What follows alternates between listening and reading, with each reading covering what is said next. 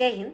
NDTV India में आज मेरा एक डिबेट था और वो चर्चा भी इसी मुद्दे पर थी कि महिला पहलवान आंदोलनरत हैं और सुप्रीम कोर्ट ने केस बंद कर दिया है ये कहते हुए कि अब एफआईआर हो गई है और आगे इस एफआईआर के बिना पे जो भी केस होगा वो निचली अदालतों में होगा।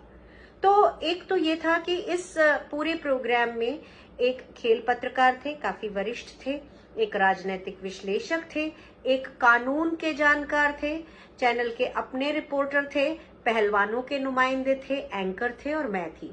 तो मुझे बमुश्किल 1 मिनट या उससे थोड़ा सा ज्यादा बोलने के लिए दिया गया। मेरा सवाल ये था कि जब Brijbhushan Sharan Singh position of power में है तो इसकी क्या गारंटी है कि वो उस जांच को इन्फ्लुएंस नहीं करेगा, या क्या ये जांच निष्पक्ष हो सकती है? क्योंकि अनुराग ठाकुर जिन्होंने ये बयान दिया कि हम दिल्ली पुलिस जो है वो दूध का दूध पानी का पानी करेगी, वही अनुराग ठाकुर हैं जिन्होंने जनवरी में जब खिलाड़ियों को ये वायदा किया था और खिलाड़ियों ने जब उनसे अपनी बातें साझा की थी तो 15 मिनट के अंदर उन्होंने पूरी की पूरी बातें बृजभूषण शरण सिंह तक पहुंचा दी थी और उसने अपनी दबंगई दिखाना शुरू कर दिया था। तो कैसे खेल मंत्री अनुराग ठाकुर पर भरोसा हो, कैसे उस दिल्ली पुलिस पर भरोसा हो जो परसों की हाथापाई में एक भी महिला पुलिस को लेकर नहीं आई थी? केवल पुरुष पुलिसकर्मी ही थे जिन्होंने महिला पहलवानों के ऊपर और बाकी लोगों के ऊपर मारपीट की। तो ये बातें हम सबके समझने की है। एक तो सबसे बड़ी बात, हम आपके सभी के घरों में महिलाएं हैं, पत्नी के रूप में है, बहन के रूप में है, माँ के रूप में है, बेटी के रूप में है। एक बात तो बहुत साफ हमारे सामने होना चाहिए कि कोई भी महिला अपनी अस्मिता दांव लगाकर, अपने सम्मान को दांव लगाकर लोगों के सामने आकर ऐसी बात नहीं कहेगी। ये हम सब जानते हैं। मैं एक महिला होने के नाते ये जानती हूँ कि जब तक सिर के ऊपर से पानी नहीं निकलता हम ऐसी बातें अक्सर नहीं किया करते हैं। दूसरी बात यह है कि न केवल आज मैंने एनडीटीवी को मनुवादी पाया, मैं ये पाती हूँ कि ये सरकार उसी मनुवाद के आश्रय आज व्हाट्सएप ग्रुप्स में नैरेटिव्स चला रही है कि ये महिला पहलवान राजनीतिक मुहिम का हिस्सा हैं, ये राजनीति कर रही हैं। भला ये बताइए कि जनवरी से अप्रैल के बीच में 2 बड़ी विश्व स्तरीय कुश्ती की चैंपियनशिप से इन महिला पहलवानों को और जो दूसरे आंदोलनकारी हैं उनको भी इलेक्ट आउट कर दिया जाता है, और एक विश्व स्तर की कुश्ती की प्रतियोगिता जिसे एशियाई चैंपियनशिप कहते हैं वो भारत से कजाकिस्तान शिफ्ट कर दी जाती है क्योंकि ये कुश्ती फेडरेशन के अध्यक्ष पर आरोप लगे हैं। तो इस तरह की चीजें क्या हमें ये नहीं बताती कि जब ये 3 महीने का समय सरकार को मिला था, खेल मंत्रालय को मिला था, तो बजाय पहलवानों की समस्या सॉल्व करने के इन्होंने कुश्ती की विश्व स्तरीय प्रतियोगिताओं से इनको बाहर निकालना शुरू किया।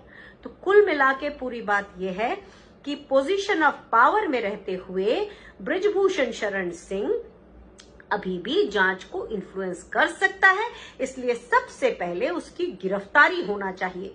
क्योंकि दूसरे मामलों में हमने देखा है, क्योंकि विपक्ष के हमने देखा है संजय राउत जिनके ऊपर जांच हुई पर उनको पहले जेल में रखा गया और जांच हुई और बाद में फिर उसके लिए जज ने ये कहते हुए कि हमें दुख के साथ कहना पड़ता है कि इस तरह की जांच आपके ऊपर गलत बयानी के कारण जांच हुई।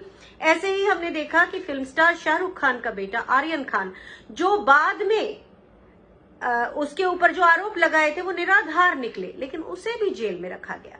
तो अगर इन सबको जेल में रखते हुए जांच पड़ताल हुई तो बृजभूषण शरण सिंह में ऐसा क्या है कि जब 1996 में वो जेल में था तो अपने 13 दिनों के कार्यकाल के अंदर प्रधानमंत्री अटल बिहारी वाजपेयी ने उसकी रिहाई के लिए उसे चिट्ठी लिख के कहा था और सांत्वना दी थी, या उसका दाऊद इब्राहिम के साथ संबंध होते हुए, क्योंकि अरुण गावली गैंग पर दाऊद के जिन लोगों ने गोली मारी थी, हत्याएं की थी, उनको मीना बाग के अपने आवास में बृजभूषण शरण सिंह ने पहले शरण दी है और उस आवास के फोन भी सीबीआई के अधिकारियों ने टैप नहीं किए थे।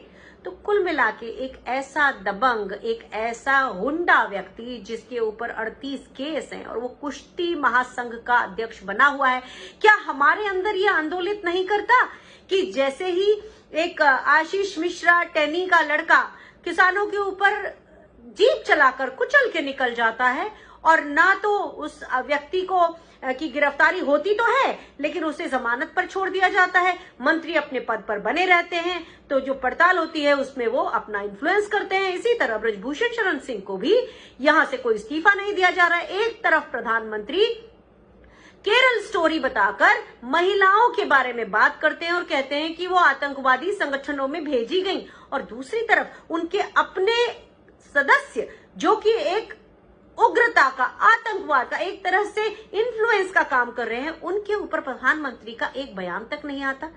क्या हम मध्यम वर्ग के लोग सोचना छोड़ चुके हैं? क्या हम अभी भी डरते हैं? क्या हमें अपनी आवाज नहीं उठाना चाहिए? हमारे घरों में माँ, बहन, बेटियां, पत्नी सब हैं, तो कम से कम अब जाग जाइए। अभी तक नहीं जागे हैं ना, अब जाग जाइए।